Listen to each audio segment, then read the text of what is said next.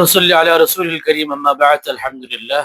প্রিয় বন্ধুগণ, জাহিলি যুগে মেয়েদেরকে ধর্ষণ করা, হত্যা করা, জীবন্ত পুঁতে ফেলা জাহিলি যুগের একটা সাধারণ ডালভাতের মতো ছিল। তখনকার মানুষ এতটা নরপিশাচ ছিল, এতটা খারাপ ছিল, এতটা অসভ্য ছিল, তারা মেয়েদেরকে গণহত্যা চালিয়েছিল। সেই জাহিলি যুগকে স্বর্ণের যুগে রূপান্তরিত করেছেন শ্রেষ্ঠ মানব, সম্মানিত আমাদের নবী সৈয়দুল মুরসালিন খাতামুন নবীন হযরত মুহাম্মদ সাল্লাল্লাহু আলাইহি সাল্লাম। উনি দুনিয়াতে এসে সেই অসভ্য জাতিকে, জাহিলি জাতিকে, মূর্খ জাতিকে, বর্বর জাতিকে স্বর্ণে রূপান্তরিত করেছেন। আপনারা জানেন, উনি যেই সিস্টেমে সেই জাহিল যুগকে স্বর্ণে যুগ করেছেন, সেই সিস্টেম বা যে রুলসে, সেই রুলস কিন্তু আমরা কম বেশি সকলেই জানি। সেই কোরআনুল কারীম আমাদের মাঝে এখনো বিদ্যমান, কিয়ামত পর্যন্ত বিদ্যমান থাকবে ইনশাআল্লাহ। কোরআনুল কারীম এবং নবী করিম সাল্লাল্লাহু আলাইহি ওয়াসাল্লামের হাদিসের মাধ্যমে যুগের অসভ্য লোককেও সভ্য বানানো সম্ভব। তার রুলস, তার নিয়ম যদি রাষ্ট্রে থাকে, তাহলে সেই রাষ্ট্র, সেই যেই থাকুক না কেন, সেই রাষ্ট্রটা হবে স্বর্ণের রাষ্ট্র ইনশাআল্লাহ। বর্তমানে বাংলাদেশে কয়েকদিন পর পর প্রতিদিনই এমন নিউজ পাওয়া যাচ্ছে, বিশেষ করে এই কয়েক বছরে বেশি, আগেও কম বেশি হইতো, বাকি কয়েকটি বছর বেশি হচ্ছে, ছোট ছোট নাবালক মাসুম বাচ্চাদেরকে নিয়ে ওই নরপিশাচ যারা, কুলাঙ্গার, বেজন্মা, এই যারা এই অসভ্য কাজগুলো করে, ধর্ষণ তো আছেই, সাথে সাথে তাদেরকে নির্মমভাবে হত্যা করা হচ্ছে। এর জন্য দায়ী কে? এর জন্য দায়ী স্পষ্ট একটি রাষ্ট্র, মুসলিম সংখ্যাগরিষ্ঠ একটা রাষ্ট্রে, এই পরিপূর্ণ একটা মুসলিম রাষ্ট্র, 92% এই মুসলিম রাষ্ট্রে মুসলিমদের আদর্শ, এটা তো মুসলিমকে দুর্বাত হয়, শয়তান তো এখানে হার মানতেছে। আমাদের যে আদব আখলাক চরিত্র, একজন মুসলিম এই সমস্ত কাজ করতে পারে না। রাষ্ট্রের সবচেয়ে বড় দায়, বিজ্ঞ ব্যক্তিরা বলেছেন যে যেই রাষ্ট্রের ভিতরে শাসন থাকবে না, সেই রাষ্ট্র নষ্ট হয়ে যাবে, ধ্বংস হয়ে যাবে। একটি রাষ্ট্র পরিপূর্ণ থাকে, ভালো থাকে শাসনের উপরে ডিপেন্ড করে। শাসন করতে হবে শোষণ নয়, মানুষের প্রতি জুলুম নয়, অন্যায় ভাবে নয়, যেটা যার প্রাপ্য তাকে সেইভাবে দেওয়া উচিত। একজন মানুষকে হত্যা করলে তার বিচার হলো, কোরআন বলতেছে, মান কাতালা নাফসান বিগাইরি নাফসিন আও ফাসাদিন ফিল আরদ ফাকান্নামা কাতালান নাসা জামিআ। যেই ব্যক্তি একজন মানুষকে হত্যা করলো, সে কেমন যেন পুরো পৃথিবীর মানুষকে হত্যা করলো। কোন ব্যক্তি যখন একজন মানুষকে জীবন দিল, সে কেমন যেন পুরো পৃথিবীর মানুষকে জীবন দিল। একটা হত্যা হাজারো হত্যার দরজা খুলে দেয়। একজন অপরাধী যখন অপরাধ করার পরে তার কোনো বিচার হয় না, হাজারো অপরাধী তখন সুযোগ পায়, সে গুনাহ করার সুযোগ পায়, মানুষকে হত্যা করার সুযোগ পায়। চোর একজন চুরি করবে, সাথে সাথে যখন কোরআনের বিধান তাকে ফলো করা হবে, তার হাত যদি কেটে দেওয়া হয়, সাথে সাথে দেখবেন আপনার আর অন্য চোর সে চুরি করার সাহস পাবে না।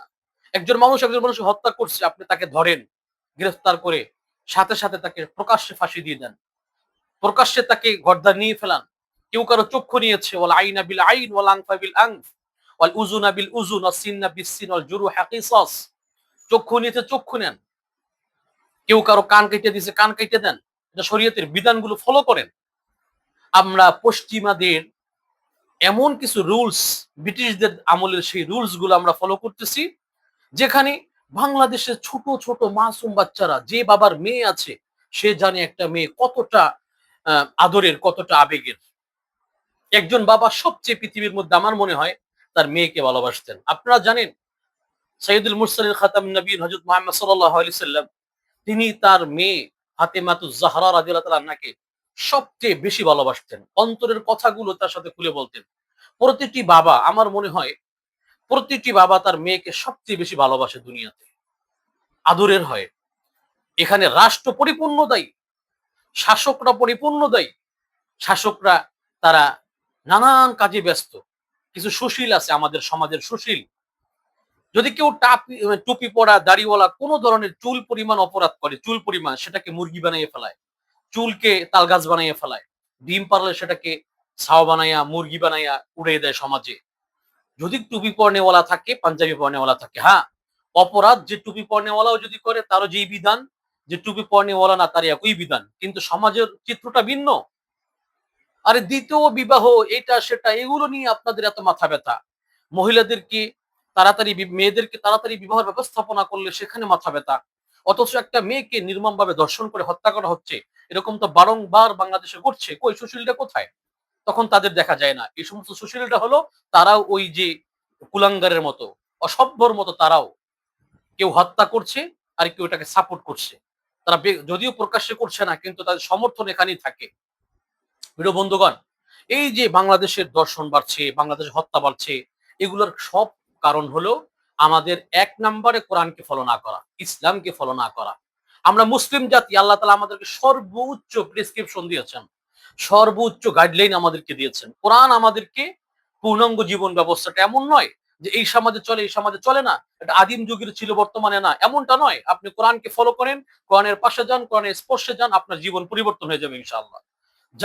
যেই ব্যক্তি যদি কোরআনের সংস্পর্শে যাবে, যেই ব্যক্তি কোরআনের পাশে যাবে সেই সম্মানিত হয়ে যাবে। একটা জাতি তার পশ্চিমা রুলস ফলো করতে হয় না। কোরআনুল কারীম ফলো করেন, আপনার জীবন পরিবর্তন হয়ে যাবে। রাষ্ট্র স্বর্ণের রাষ্ট্র হয়ে যাবে। প্রত্যেকটা আমলা ভালো হয়ে যাবে। কি অবস্থা! আপিলের কারণে আসিয়ার দেখলাম ওই যে ছোট বোন, সে ছোট একটা মেয়ে একদম অল্প বয়স্ক, তার যে হত্যা, তাকে ধর্ষণ করা হয়েছে নির্মমভাবে। তারপর হত্যা করা হয়েছে। তার বিচারটা আপিলে ঝুইলা আছে না কি অবস্থাপনা। মানুষ আসিয়াকে ভুলে গেছে। মানুষ সাধারণ বিষয় নিয়ে মানে দৌড়াদৌড়ি করতেছে কিন্তু আসল বিষয়ে কোনো খেয়াল খবর নাই। একজন রাষ্ট্রনায়কের ১ম কাজ হলো ঠিকমতো বিচার কার্য পরিচালনা করা, মাজলুমদের হক ঠিকমতো আদায় করা। দেশে দর্শন বাড়ছে, চুরি বাড়ছে, ডাকাতি বাড়ছে, ছিনতাই বাড়ছে। অথচ রাষ্ট্রনায়কদের নানান ধরনের কাজ নিয়ে ব্যস্ত। আরে ভাই, আপনি কিভাবে মানুষ এত ভালো খাবার চায় না। মানুষ চায় নিরাপত্তা, মানুষ চায় শান্তিভাবে চলতে। আপনি রাষ্ট্রে যে কোরআনী আইন যদি নাও মানেন, কমপক্ষে মানবিক যে দিকটা আছে সেটাকে আপনি খেয়াল করেন। আপনার মেয়ের ক্ষেত্রে যদি এমনটা হতো, একজন মন্ত্রীর মেয়ের ব্যাপারে যদি এমনটা হতো, একজন রাষ্ট্রপ্রধানের মেয়ের ব্যাপারে যদি এমনটা হতো, তাহলে দেখতেন পুরো পৃথিবী সয়লাব হয়ে গেছে। কিন্তু সাধারণ মানুষের ব্যাপারে কারো দেল গলে না, ভালো খারাপও লাগে না। এদিকে কোনো ভ্রুক্ষেপ নাই। আমাদের সবসময় খেয়াল রাখতে পারা মুসলিম। আল্লাহ আমাদের সর্বোচ্চ প্রেসক্রিপশন দিয়েছেন, গাইডলাইন দিয়েছেন কোরআনুল কারীম এবং হাদিস। আমরা কোরআন হাদিসের রুলস যদি এই বিচার কার্যগুলো করি, প্রকাশ্যে জেনা করেছে, প্রকাশ্যে তার বিচার দাও। বিচার হওয়া উচিত। চুরি করেছে, প্রকাশ্যে বিচার হোক। হত্যা কাউকে হত্যা করছে, দর্শন করছে, প্রকাশ্যে আপনি বিচার করেন। একটা বিচার করেন প্রকাশ্যে, আমি আপনাকে চ্যালেঞ্জ দিলাম। রাষ্ট্রনায়কদেরকে চ্যালেঞ্জ দিলাম। আপনি দেখবেন পরের দিন থেকে পুরো রাষ্ট্রের সমস্ত চোররা, গডফাদাররা, হত্যাকারীরা, কুলাঙ্গাররা, এই বেজন্মারা ঠিক হয়ে যাবে ইনশাআল্লাহ। সুতরাং কোরআনুল কারীমের নিয়মকে ফলো করি। রাষ্ট্রনায়কের সর্বপ্রথম কাজ হলো এই মাজলুমদের হকগুলো আদায় করা এবং যারা অত্যাচারিত তাদের পাশে দাঁড়ানো এবং বিচার কার্যকে সর্বোচ্চ শিখরে পৌঁছানো, সর্বোচ্চ দেওয়া। বিচার কার্য যত সুন্দর হবে, শাসন ব্যবস্থা যত সুন্দর হবে, আদালত যখন পুরো সমাজে বিস্তার করবে, ইনসাফ যখন প্রতিটা স্তরে থাকবে, যেই দল করেন না কেন সেটা আপনার ব্যক্তিগত ব্যাপার। কিন্তু যখন আদালত ইনসাফ পরিপূর্ণ হবে, সমাজের প্রতিটি স্তরে প্রতিটি মানুষ ভালো থাকবে ইনশাআল্লাহ। আল্লাহ তাআলা আমাদের সকলকে সঠিকভাবে বোঝার তৌফিক দান করুন। আমিন।